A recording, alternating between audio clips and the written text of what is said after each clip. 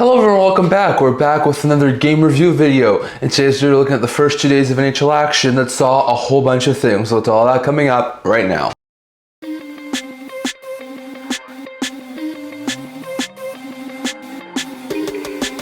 Hello everyone, welcome back to another video here at the Internet Talking Channel. Before we get into this video, don't forget to like this video and subscribe down below. Thank you for all your support. We're nearly 2,000 you guys, so if you haven't already, don't forget to subscribe button down below and I'll leave a comment down in the comment section below so we can discuss today's video. Now, over the past couple of days, we've seen some major NHL game action. We saw the first NHL game action over in North America over on Tuesday that saw us see 3 games. We saw another 5 games happen yesterday on Wednesday, so we'll get to all these games here. So we'll start with the first one that happened in North America, the season opener in North America. And that was between the Seattle Kraken and the St. Louis Blues. It was a really good start to the game. Kraken looked like they were controlling the play. It was scoreless after 1. 2 early second period goals. 1 from Vince Dunn and 1 from Eli Tolvanen. Tolvanen with a beautiful tip made 2-0 Kraken, but then 3 goals in the later stage of the second period, all scoring within 155 of each other from the St. Louis Blues. First Kirouac, then Philip Broberg with his first as a member of the St. Louis Blues in his first game, so love to see that. And then this goal here from Jordan Kirouac. Remember, all comes to Sportsnet, but Kirouac was able to score. Nifty bit of handwork there. Kirouac gets 2 goals on opening night, and within a minute and 55 seconds, it goes from a 2-0 Kraken lead to a 3-2 Blues lead. That's the way the second period would end. There will be no scoring in the third period, and that's the way the game finished. St. Louis Blues would knock off the Seattle Kraken 3-2 to open the season 1-0. For the Blues, Kirouac scored twice. Falk had 2 assists. Broberg, like we said, first as a Blue, also scored for the Blues in the win, while Tolvanen and Dunn were 2 goal scorers for the Kraken in the loss. So interesting note there. Solid start there for the St. Louis Blues to come back from 2-0 down. Then we saw a rematch of last year's second round series between the Panthers and Bruins as the Panthers raised their Stanley Cup championship banner and got their Stanley Cup rings, and they started off firing on all cylinders. Bennett would open the scoring early on in the first. Luostarinen would score again not too long afterwards. Then was a shorthanded goal from Pavel Zacha making it 2-1, but then 2 extremely late goals, a shorthanded goal, a beauty from Sam Reinhart, and then Bennett's second of the period would make it 4-1 Panthers after 1. Then the second period, Jonah Gadrich would make it 5-1 Panthers before McAvoy would make it 5-2 Panthers. Then the Panthers were able to get another goal from Evan Rodriguez to make it 6-2, and then a couple of garbage time goals, one from Trent Frederick, one from David Pastrnak would make it 6-4. So the final score is a little bit closer than the game was, but the Panthers dominate in a really fun and entertaining first game between the Panthers and the Bruins. For this game, Panthers improved to 1-0-0. Bennett scored twice, Reinhart and Rodriguez with a goal and an assist, and Gadrich and Luostarinen both also scored. While for the Bruins, McAvoy had a goal and an assist, and Pastrnak, Zacha, and Frederick also scored for the Bruins in the opening night loss. Interesting note there. Then they went over to the first ever game in the Delta Center as the Utah franchise played their first ever NHL game and the first game on home ice, and it was a really great game there from Utah. It would start with a goal early on in the first period from Dylan Guenther. As you can see here, remember, I'll score Sportsnet, but Guenther was able to rip one as the first ever goal in Utah franchise history. For Vegas, it was James Neal in the opening night when they won 2-0 or 2-1 over Dallas. For the Seattle, it was the opening goal in their franchise history was Ryan Donato on opening night for them when they lost 4-3, I think it was, to the Vegas Golden Knights. For Utah, it's Dylan Guenther who's going to be their first ever goal scorer in franchise history. So interesting note there. After Guenther scored shortly after, Keller would make it 2-0, first goal as captain of the Utah franchise. So interesting note there. And we saw early in the second period, Barrett Hayton make it a beautiful tip to make it 3-0 Utah. Then a late second period goal from Teuvo Teravainen off a beautiful play from Bedard would make it 3-1. And then Foligno would score early on in the third period to make it 3-2. That's what it would be until the final of the game when Guenther would score a second of the game in empty netter to make it 4-2. Krause would score a late garbage time goal to make it 5-2. And that's what the game ended. Utah wins their first ever NHL game, 5-2 over the Chicago Blackhawks to start the year 1-0-0. Guenther scored twice. Hayden had a goal and an assist. Schmalz and Cooley both had 2 assists, and Keller and Krause also scored for the Utah franchise in the win. While Bedard had 2 assists, and Teravainen first in signing as a member of the Blackhawks, and Foligno both also scored for the Hawks in the loss. So interesting note there, but it was a solid, dominant performance there from the Utah franchise. Then we go over to yesterday's games. First up, it was the Habs and the Maple Leafs. This was an entertaining game. In the first period, a power play goal from Cole Caufield would kick off the scoring, and wound up being the only goal. No goals in the second period, no goals in the third period. Leafs tried everything. They threw everything at Sam Montembeault, but Montembeault was spectacular and would help the Canadiens shut out the Toronto Maple Leafs 1-0 in this game.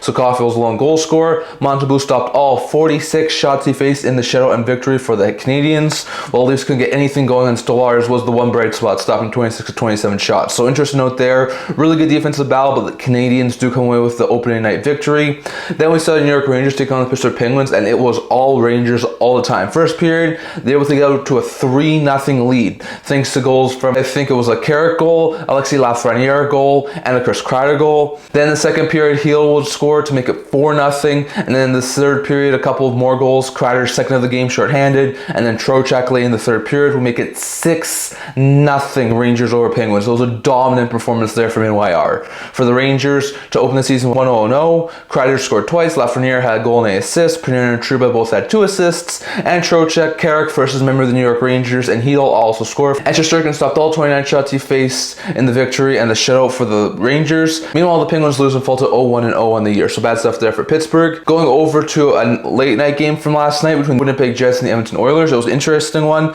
but just like the Rangers game, this was one that was lopsided. In the first period, 2 goals from the Winnipeg Jets side. First from Adam Lowry, then from Mason Appleton would give the Jets a 2-0 lead entering the second period. Then in the first 5 minutes of the second period, 20 seconds apart, Rasmus Kupari as well as Dylan Sandberg would score to give the Jets a 4-0 lead. Later on in the second period, on the power play, Kyle Connor would score. He's got goals in 7 straight season opening games. That's a record, so very good stuff there from Kyle Connor. But he would score on the power play, making it 5-0 Jets. That was Skinner's night. He was pulled after that. Pickard came in. Shaffer would score a late power play goal to make it 6-0, and that was it. That was the game. The Jets absolutely run over the Edmonton Oilers in the opener, 6-0. Alton had 3.8 with a goal and 2 assists. Shaffer and Lowry both had a goal and 8 assists. Niederreiter and Morrissey both had 2 assists, and Sandberg, Connor, and Kupari also scored, with Hellebuyck stopping all 30 shots he faced in the shutout and the victory for the Jets. Well, for the Oilers, they fall to 0-1-0 in the season, so bad stuff there for Edmonton. Then we saw a high-scoring affair between 2 extremely good teams in the Golden Knights and the Avalanche. Both teams, after off seasons that saw them lose some depth on the forward group, they did not see any signs of slowing down offensively. Avs opened the scoring thanks to Rantanen, then 3 straight goals from the Golden Knights to give them a 3-1 lead.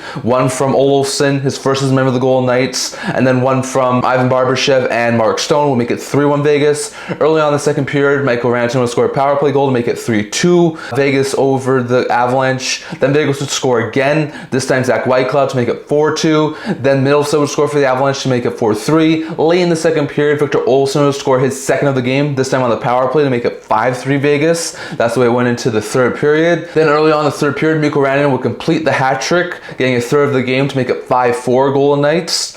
Then we saw the Golden Knights score yet again. This time it was Mark Stone, his second of the night, will make it 6-4. Then this goal from Ivan Barbashev, remember all Square Sportsnet, but a beauty goal from Barbashev will make it 7-4.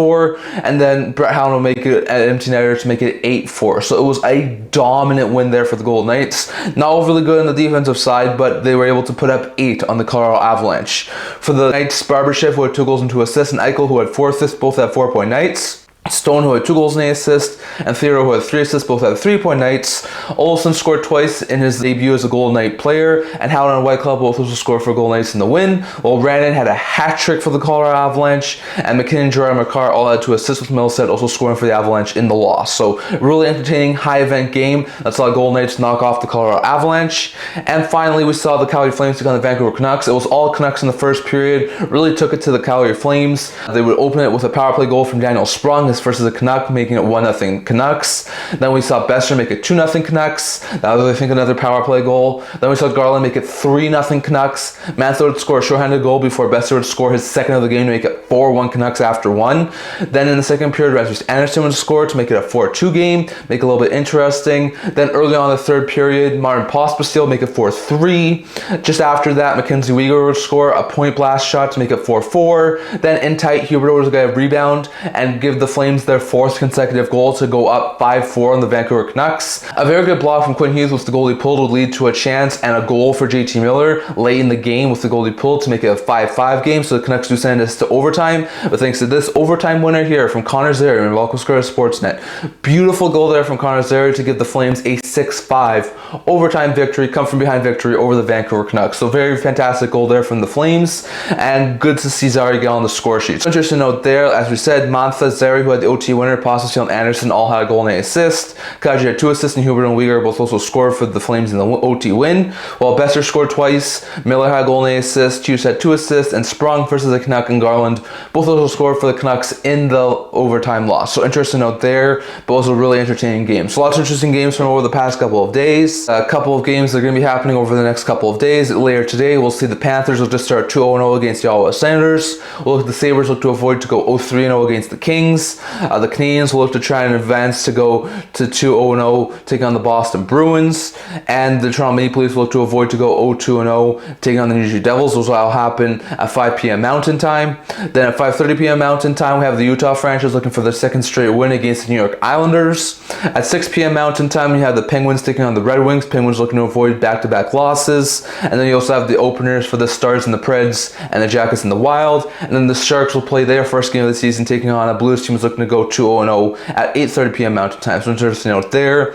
And then on Friday, there will be 4 games. At 5 p.m. Mountain Time, we'll see the Tampa Bay Lightning take on the Carolina Hurricanes. That'll be an interesting game. At 6 p.m. Mountain Time, we'll see the Winnipeg Jets look to try and go 2-0 taking on the Chicago Blackhawks. At 8 p.m. Mountain Time, the Flyers open their season against the Vancouver Canucks. And then also at 8 p.m. Mountain Time, the St. Louis Blues in the second half of back-to-back will look to take on the Vegas Golden Knights. So interesting note there. But those are the game reviews from our past couple days. I'd love to hear your guys' thoughts on all this down in the comment section below. What do you think about all the games that happened over the past couple days? And are there any games you're looking forward to over the next couple of days? Definitely let your guys' thoughts on all that down in the comment section below. So I'm going to talk for today. We're going to this video. If you'd like to subscribe down below. Thank you for all your support. We're nailed to without you guys. If you haven't already, don't forget to subscribe button down below. Don't forget to comment down in the comment section below so we can all discuss today's video. I also do a blog talking about news, rumors, and analysis, stuff like that. So if you check that out, I'll leave a link to that down in the description below. And I can't wait to see you guys all for our next video. See you guys soon.